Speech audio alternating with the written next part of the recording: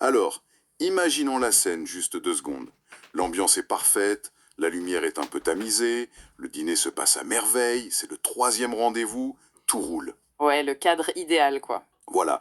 Et soudain, de l'autre côté de la table, la personne te glisse un petit dossier cartonné et te demande le plus calmement du monde un extrait de casier judiciaire, Oh là là. un bilan sanguin complet incluant la génétique, hein, et, pour couronner le tout, un relevé de dette. La douche froide totale. Bah carrément. Pour la plupart des gens, c'est la mort instantanée du romantisme. C'est fini, tu te lèves et tu pars. C'est clair. Mais pour le docteur Jules Montalnor, qui est l'auteur du manuel qu'on va examiner aujourd'hui, Comment choisir un conjoint, bah, n'est pas du tout la fin de la romance. Non, en fait, pour lui, c'est même le point de départ. Exactement. C'est le strict minimum pour avoir le droit ne serait-ce que d'envisager le mariage. Et c'est de ça qu'on va parler dans notre exploration en profondeur aujourd'hui. Et c'est un point de départ qui bouscule vraiment toutes nos conventions modernes. Parce que ce document, il s'attaque de front à l'illusion du coup de foudre. Tu sais, cette idée très vendeuse dans les films. Ah, les papillons dans le ventre, tout ça. C'est ça. Le docteur Montalnor, il porte la double casquette de psychologue et de docteur en théologie, et du coup il traite le mariage non pas comme une romance, mais comme l'une des décisions les plus sacrées et surtout les plus dangereuses qu'un être humain puisse prendre. Dangereuse, oui, c'est le mot. Ouais, il refuse catégoriquement l'idée qu'un choix avec des conséquences aussi monumentales puisse reposer sur une simple étincelle émotionnelle. Et il est crucial de préciser d'emblée, pour ceux qui nous écoutent, que ce texte est profondément ancré dans une perspective chrétienne évangélique. Il y a des références bibliques constantes. Totalement. Mais notre but aujourd'hui, ce n'est pas de valider ou d'invalider cette théologie. On ne prend pas parti. Il s'agit d'analyser de manière totalement impartiale la mécanique de prise de décision proposée par l'auteur. Voilà, parce que la rigueur de cette méthode, eh ben, elle offre une fenêtre d'observation incroyable sur la psychologie humaine. La gestion des risques aussi, et la façon dont on construit un engagement à vie. Bon, décortiquons tout ça. Parce que la méthodologie de l'auteur part d'un constat sévère, hein. Pour lui, l'attirance physique et le charme, ce sont des écrans de fumée. Exactement, ça masque la réalité. Pour lui, le seul véritable indicateur de survie d'un couple, c'est le caractère. Sa définition du caractère est redoutable. Je crois qu'il dit que c'est ce qu'est la personne quand personne ne regarde. C'est exactement ça. Ce que tu fais quand t'es tout seul, et remplacer le charme par une analyse clinique du caractère, c'est un changement de paradigme total. Carrément. L'auteur s'appuie sur ce qu'il appelle les fruits de l'esprit, donc la patience, la maîtrise de soi, mais il va beaucoup plus loin en intégrant la fameuse théorie des 4 tempéraments. Oui, le sanguin, le colérique, le mélancolique et le phlématique. Sauf qu'il ne s'arrête pas à un petit test de personnalité façon magazine d'été, genre découvrez votre profil amoureux. Ah non, pas du tout. Il s'intéresse à la mécanique de destruction potentielle de ces tempéraments. Et c'est toute la subtilité de son approche. Ce qui est fascinant ici, c'est qu'il ne s'agit pas de dire qu'un tempérament est bon et l'autre mauvais. D'accord. Il s'agit d'anticiper l'impact d'une collision entre deux fonctionnements différents. Le texte donne un exemple concret de cette logique. Imaginons un conflit qui éclate entre une personne de tempérament colérique et une personne flegmatique. Aïe. Le choc des titans. Voilà. Le colérique, par nature, va exiger une résolution immédiate, frontale, parfois même un peu agressive. Il veut régler le problème là, tout de suite. Exactement. Et face à cette pression, le flegmatique, dont le défaut naturel est plutôt la résistance passive, eh ben, il va se refermer comme une huître et fuir l'affrontement. Ah ouais, le silence radio. C'est terrible ça. Et si ce mécanisme n'est pas identifié, compris et maîtrisé avant le mariage, ce n'est plus un simple trait de caractère, c'est une impasse de communication qui va juste ronger le quotidien. Ça me fait penser à une analogie. L'approche romantique classique, c'est un peu comme acheter une maison d'apparence luxueuse en se contentant d'admirer la peinture fraîche dans le salon, tu vois, le jour de la visite. Ouais, avec le beau soleil qui rentre par la fenêtre. Exactement. L'auteur, lui, il te dit non. Il propose de descendre dans la cave, et pas un jour de grand beau temps. Il veut qu'on descende dans la cave en pleine tempête, au beau milieu de la nuit, avec une petite lampe torche, juste pour voir si les fondations prennent l'eau. C'est une excellente image. Il exige qu'on observe le partenaire potentiel quand il est épuisé, quand il est contredit ou sous forte pression. Et ce qui est fou, c'est l'exigence du terrain. Le manuel stipule très clairement qu'un simple rendez-vous au restaurant, c'est inutile pour cette évaluation. Bah oui, on est tous sous notre meilleur jour au resto. Voilà, on est dans leur représentation pure. Du coup, l'auteur liste 5 contextes d'observation obligatoires. Attends, 5 contextes point laqués. Lesquels? Alors, premièrement, il faut voir la personne à l'église pour évaluer son rapport à l'autorité spirituelle. D'accord, logique, vu le cadre du livre. Deuxièmement, en famille, pour comprendre comment la personne traite ses parents. Ah, ça c'est un classique. Si quelqu'un parle mal à sa mère, fuis. Exactement. Troisièmement, en société, particulièrement dans son comportement envers des inconnus ou du personnel de service. Le fameux test du serveur au restaurant. C'est ça, car ça révèle le niveau d'empathie réel de la personne. Quatrièmement, il faut l'observer sous pression, face à un échec ou une énorme frustration. Genre un pneu crevé sur l'autoroute. Oui, ou des vacances annulées à la dernière minute. Et enfin, cinquièmement, dans sa générosité, et là ça inclut la gestion de son temps et de son argent. L'argument sous-jacent, en fait, c'est que les habitudes quotidiennes ne mentent jamais. Ce sont, en gros, les prophéties de ton futur foyer. C'est exactement le terme. Une personne qui est systématiquement en retard, qui ne tient pas ses promesses ou qui gère ses finances n'importe comment, elle ne va pas magiquement devenir irréprochable le lendemain de la cérémonie. Et le docteur Montalnor insiste beaucoup sur un point, une ferveur spirituelle apparente, genre le fait de prier très fort ou d'être très impliqué religieusement, ça ne compense en rien un tempérament toxique sur lequel on n'a pas travaillé. Ça pique, mais c'est cohérent. Et cette idée que le caractère ne se construit pas par magie, ça nous amène au niveau supérieur de son système de sécurité. Parce que le caractère, il ne flotte pas dans le vide. Non, il a été forgé quelque part. Ouais, dans une usine très spécifique. L'héritage familial. Et c'est là que le document bascule, mais alors complètement, de l'observation passive à l'investigation pure et dure. Ah oui, l'enquête prénuptiale. Là, on passe carrément aux méthodes des services de renseignement. Non mais c'est fou. L'auteur parle de transmission intergénérationnelle. Il cite un verset du prophète Ézéchiel qui est super frappant. Les pères ont mangé des raisins verts et les dents des enfants en ont été agacées. En gros, les traumatismes se transmettent. Ouais. Les schémas de violence, les faillites morales, les addictions, tout ça passe d'une génération à l'autre. Du coup, l'auteur déploie un programme de vérification en 4 phases. 4 phases. Ouais. Communautaire, légale, médicale et spirituelle. Et la phase médicale est particulièrement méticuleuse. Il ne s'agit pas d'une simple visite chez le généraliste pour dire que tout va bien, hein. Non, non, on parle de quoi là? Le texte exige des bilans sanguins approfondis pour vérifier les groupes sanguins et le facteur Rhésus. Waouh! Il demande aussi des dépistages systématiques pour les MST, mais aussi pour des maladies génétiques spécifiques. Il cite par exemple la drépanocytose. Ah oui, l'anomalie de l'hémoglobine. C'est ça. Très présente dans les populations d'ascendance africaine ou caribéenne. L'argument est lourd, hein. Si deux porteurs sains se marient sans le savoir, les conséquences pour leurs futurs enfants peuvent être dévastatrices. Le niveau de détail va encore plus loin. J'ai vu qu'il exigeait une transparence totale sur les opérations chirurgicales passées. Oui, Surtout celles qui auraient modifié l'apparence physique ou affecté les capacités de reproduction. La logique de l'auteur, c'est qu'une chirurgie esthétique majeure, ça masque une génétique qui, elle, va être transmise aux enfants. c'est implacable. Mais honnêtement, là, faut qu'on s'arrête 2 secondes. Il y a une frontière super fine entre la sagesse et la paranoïa clinique, non?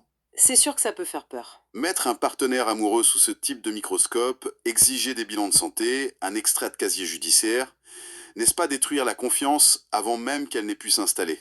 C'est un argument tout à fait valable.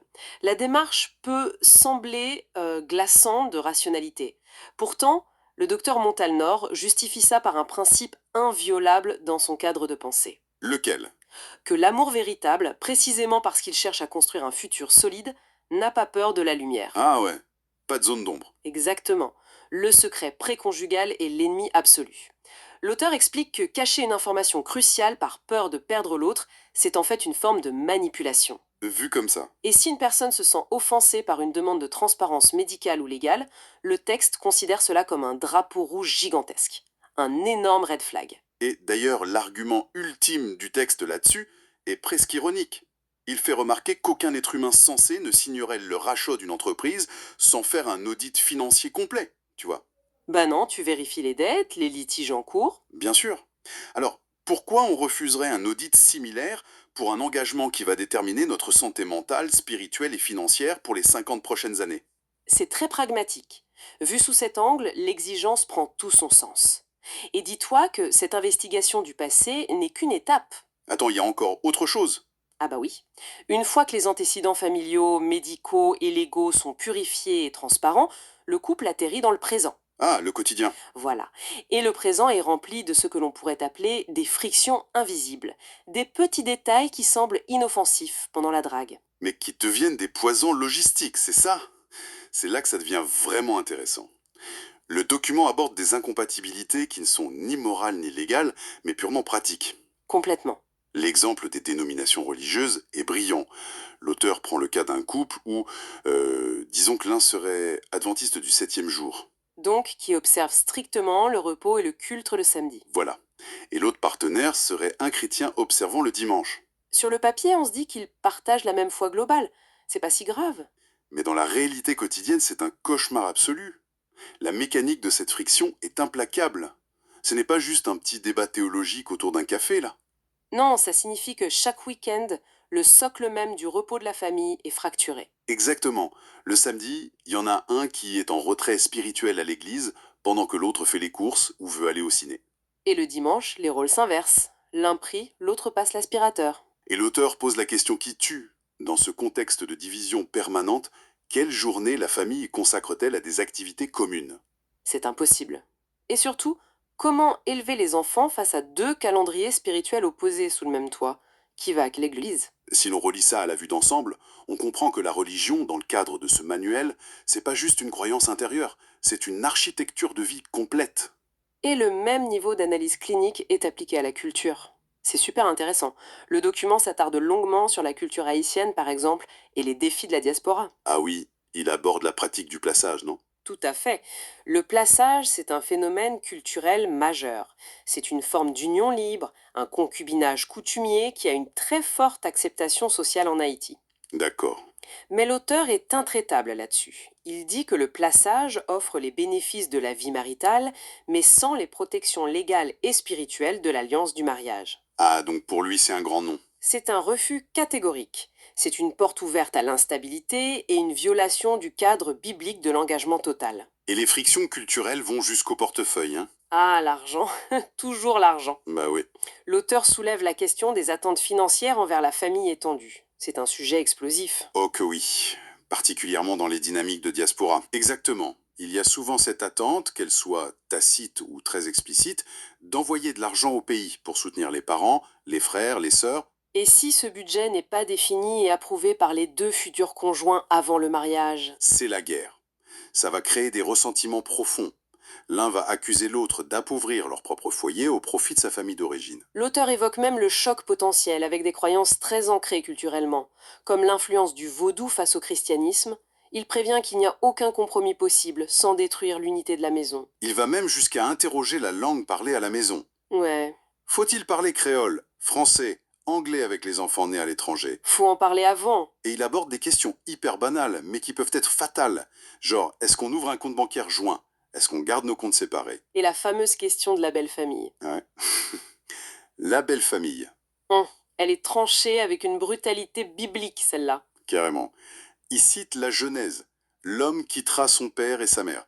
Et sur cette base, il déconseille formellement de cohabiter avec la belle famille au début du mariage. La fusion avec les parents doit être coupée nette. Le nouveau noyau familial doit développer sa propre autonomie, faire ses propres erreurs. Le principe directeur de toute cette section, c'est l'anticipation.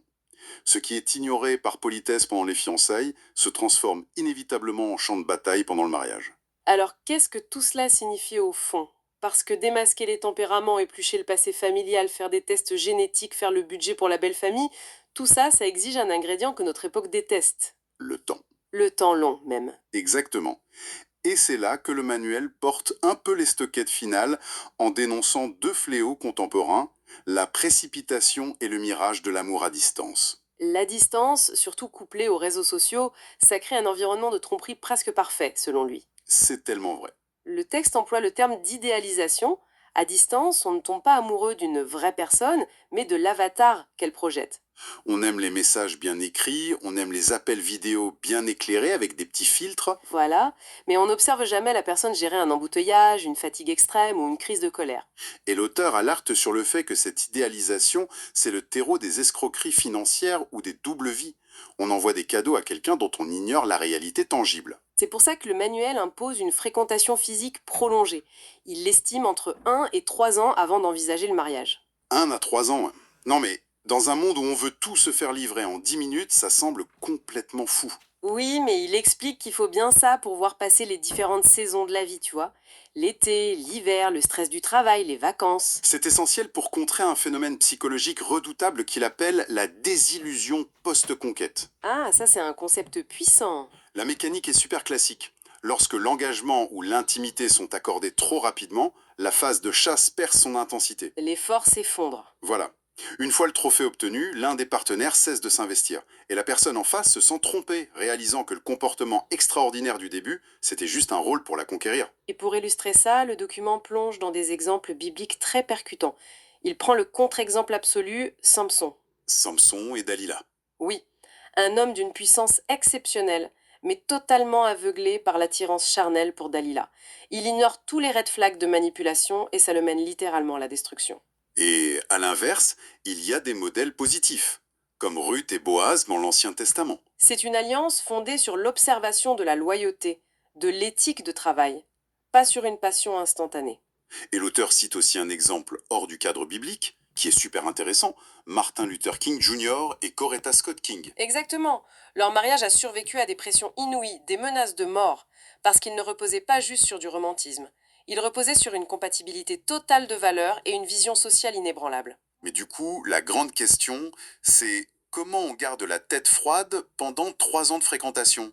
Ah, l'auteur donne une solution qui, là encore, s'oppose complètement à la modernité. Les limites physiques et émotionnelles. Ouais, la préservation de la pureté prénuptiale. Et ce qui est fou, c'est que ce n'est pas expliqué comme une simple règle moralisatrice un peu poussiéreuse. Non, pas du tout. C'est décrit comme un mécanisme de protection pour le jugement. L'intimité physique sécrète des hormones d'attachement, des hormones qui agissent, selon lui, comme un anesthésiant intellectuel. Ça t'empêche de voir les défauts majeurs de l'autre. C'est ça, en maintenant cette barrière, le cerveau garde toute sa capacité d'analyse intacte. Et ça soulève une autre question sur la solitude dans la prise de décision. Le docteur Montalnor refuse l'idée que le couple soit seul juge de sa propre relation. Gic. C'est pourquoi le processus exige l'intervention d'acteurs extérieurs, la communauté, les pasteurs, des mentors. Ils agissent comme un radar externe. Un radar capable de capter les signaux d'alerte que les fiancés refusent de voir. En fait, le système est bouclé de bout en bout. Et ça va même jusqu'à la demande d'un ultime saut spirituel. Après toutes ces vérifications humaines, médicales, légales, les croyants sont encouragés à chercher un signe divin par la prière pour sceller la décision. En